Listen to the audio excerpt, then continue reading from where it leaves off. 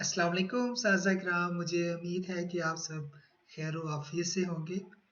आज हम अपने टीचर्स प्रोफेशनल डेवलपमेंट सीरीज़ के पहले lecture from BRICS to clicks the evolution of E education के साथ आपकी खिदमत में हाजिर हैं। ये लेक्चर आपको जानने में मदद देगा कि ई एजुकेशन का इवाल्व किस तरह हुआ और आइंदा कुछ आने वाले सालों में ई एजुकेशन किस तरह हमारे एजुकेशन सिस्टम का हिस्सा बन जाएगी।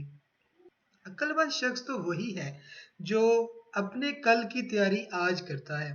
जैसे जैसे चीज़ें तब्दील हो रही हैं, उसाजा से तालिब इल्मों की तवक्कुआत भी मुख्तलिफ है। आज का तालिब इल्म कल के तालिब इल्म से मुख्तलिफ है। चलते हैं आज की प्रेजेंटेशन की तरफ। अगर हम कुछ अरसा पहले की बात करें तो जो सबसे ज़्यादा इस्तेमाल होने वाली टीचिंग अप्रोच थी वो कहलाती है ट्रांसमिशन। ट्रांसमिशन इस हवाले से अच्छी अप्रोच है कि इसमें एक उस्ताद एक वक्त में बहुत सारी इंफॉर्मेशन या मालूमात बच्चों को पहुंचा सकता है।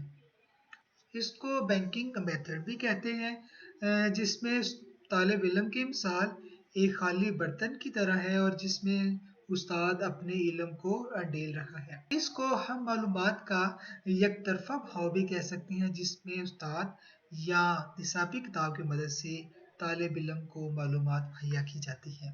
अब ट्रांसमिशन के कुछ फ़वाइद भी हैं और कुछ नुकसानात भी। इसका सबसे पहला फ़ायदा तो ये है कि हम आसानी से काफ़ी कंटेंट को कवर कर सकते हैं। ये तरीका ऐसे तालिब इल्मों के लिए भी मुफीद है जो इतनी दिलजमी से नहीं पढ़ते। नुकसान ये है कि इसमें हम तालिब इल्म को एक सेट पैटर्न के मुताबिक ही पढ़ाते हैं और उसकी तख्लीकी सलाहियत को उभारने के लिए कतई कोशिश नहीं की जाती। जो दूसरी हमारे पास टीचिंग अप्रोच है ये ट्रांजैक्शन कहलाती है। ये भी काफ़ी अहम अप्रोच है। इसमें उस्ताद कोशिश करता है कि तालिब इल्मों के साथ डायलॉग करे, यानी मालूमात दो तरफा होती हैं, जिसमें उस्ताद भी इंफॉर्मेशन तालिब इल्म को मुहैया करता है और जिन चीज़ों के बारे में तालिब इल्म जानता है वो उस्ताद को उनके बारे में बताता है। मगर इस टीचिंग अप्रोच की में बड़ा ज़रूरी है कि उस्ताद के पास क्लासरूम मैनेजमेंट स्किल्स अच्छी हो। उस्ताद के पास क्लासरूम मैनेजमेंट स्किल्स अच्छी नहीं होंगी तो वो अफेक्टिवली मेथड को क्लासरूम में इम्प्लीमेंट नहीं कर पाएगा। It trends to be engaging. इसमें तालिब इल्म जो है थोड़ा सा इंगेज होता है और हम तालिब इल्म की इंडक्टिव और डिडक्टिव रीजनिंग को इम्प्रूव करते हैं।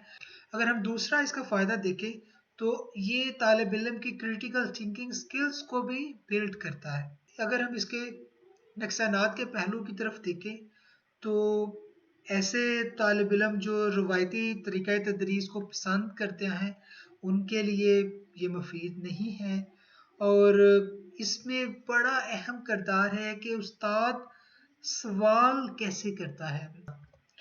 अगर तीसरी अप्रोच की बात करें तो वो है ट्रांसफॉर्मेशन अप्रोच।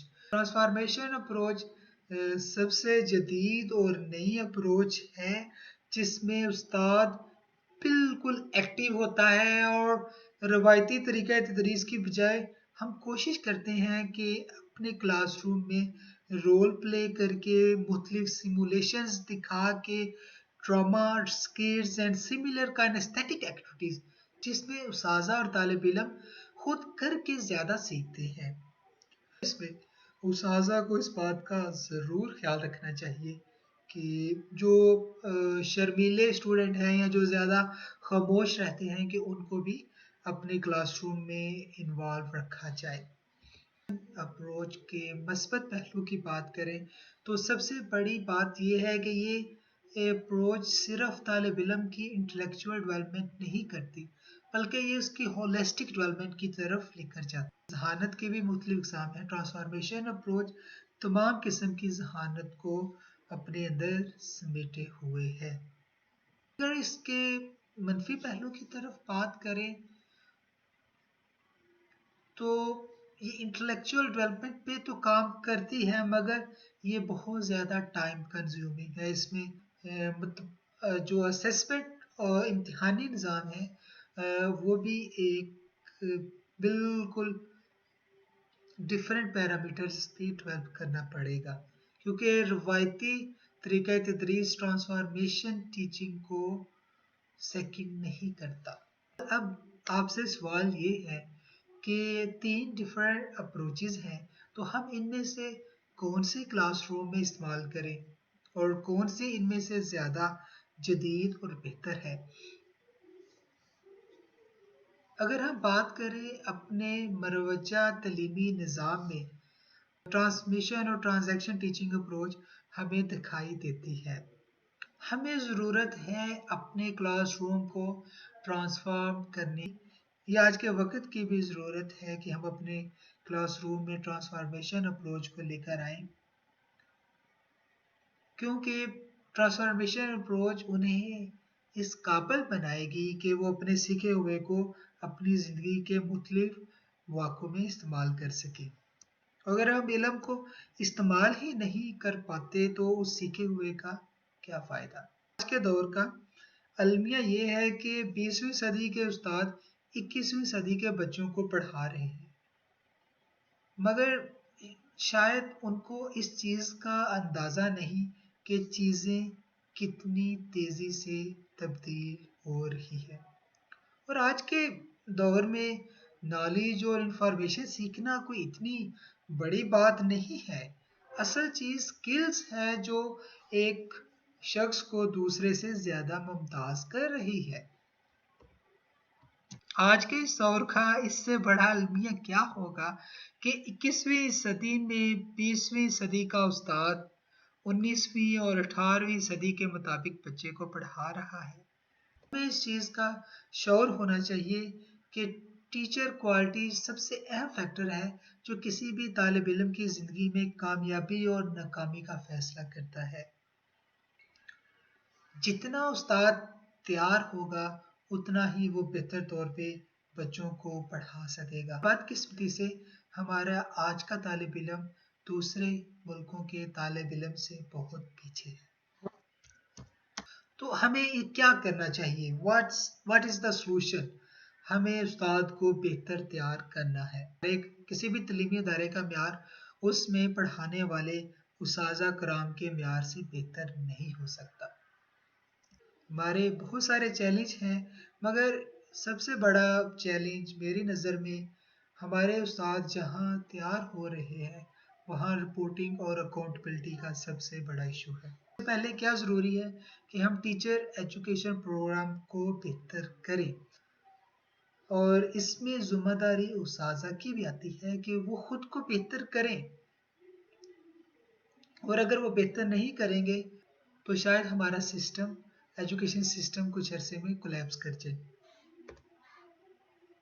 اگر ہم بات کریں ٹیچنگ لرننگ ماڈلز کی، تو آج سے کچھ عرصہ پہلے تک بچوں کو سکھایا جاتا تھا، خاص طور پہ جب انڈسٹریل ریولوشن آیا، کہ وہ کسی ایک خاص کام میں کیسے ماہر ہو سکتے ہیں، انہیں اوبیڈینٹ پرسن بننا سکھایا جاتا تھا۔ آج کے دور میں ڈیجیٹل ایج میں لرننگ ماڈل مختلف ہیں۔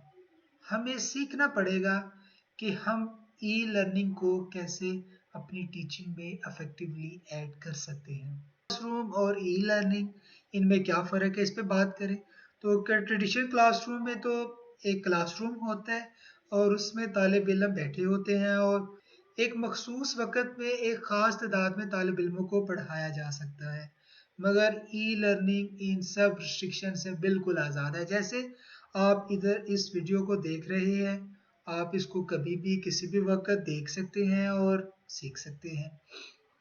اگر ہم بات کر رہے ہیں کانٹینٹ کی، تو ٹریڈیشنل کلاس روم میں پاور پوائنٹ ہو سکتی ہیں، ٹیکسٹ بکس، لائبریری، ویڈیو کی طرف ای لرننگ میں جی آپ کے پاس ملٹی میڈیا موجود ہے، ڈیجیٹل لائبریری۔ اگر ہم پرسنلائزیشن کی بات کریں تو ٹریڈیشنل کلاس روم میں اچھے طالب علم اور تھوڑے کمزور طالب علم کے لیے ایک ہی سبق ہے، مگر ای لرننگ کی بات کریں تو اس میں ہر طالب علم اپنے مخصوص لرننگ سٹائل اور لرننگ کی سپیڈ کے مطابق پڑھ سکتا ہے۔ اگر ہم فیوچر کلاس روم کی بات کریں تو اس میں اینٹیں نہیں ہوں گی، اس میں کلکس ہوں گے. اور delivery model is going to be change in next 10 year. Traditional model میں کیا ہوتا ہے کہ 100% ہمیں فزیکل انوائرمنٹ درکار ہے، اینٹوں سے بنا ہوا، اور کلکس دیر از نو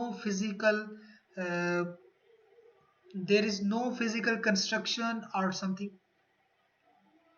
اگر ہم بلینڈڈ ماڈل کی بات کریں تو اس میں 20% تک ہم ٹیکنالوجی کو انوالو کرتے ہیں، اور ہمیں صرف 20% ضرورت ہے فزیکل انفراسٹرکچر کی. In next coming year, delivery modes will be changed.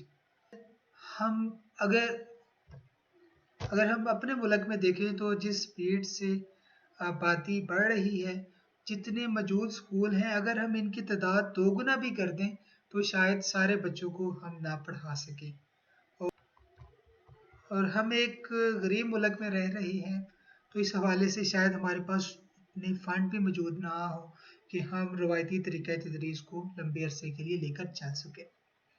تو next what's going to be next 10 year? There will be more virtual universities, cost effective solutions, privatization of education. Teaching aids کی بات کریں تو کچھ عرصہ پہلے استاد کلاس روم میں بلیک بورڈ استعمال کرتے تھے، اوور ہیڈ پروجیکٹرز آئے، ٹی وی. اب میرا سوال یہ ہے کہ کیونکہ تبدیلی ناگزیر ہے، تو ان سب حالات میں استاد کی کیا ذمہ داری بنتی ہے، استاد کو کیا کرنا چاہیے، اور استاد اس ذمہ داری کو کیسے بحق ہو سر انجام دے سکتا ہے. ادھر ہم اس لیکچر کو ختم کرتے ہیں. آپ کے لیے اسائنمنٹ ہے کہ آپ ٹیچرز اوبلیگیشن پہ ایک پیج لکھیں گے. بہت شکریہ. ہم نے ٹیچر پروفیشنل ڈیولپمنٹ کے نام سے ایک ایجوکیشنل سیریز شروع کی ہے، اور میں امید کرتا ہوں کہ آج کے دن میں آپ نے کچھ نیا ضرور سیکھا ہوگا. اس سیریز کو ہم اسی ترتیب سے آگے لے کر چلیں گے، اور امید ہے کہ اس میں ہم کافی کچھ سیکھیں گے. بہت شکریہ. اللہ حافظ.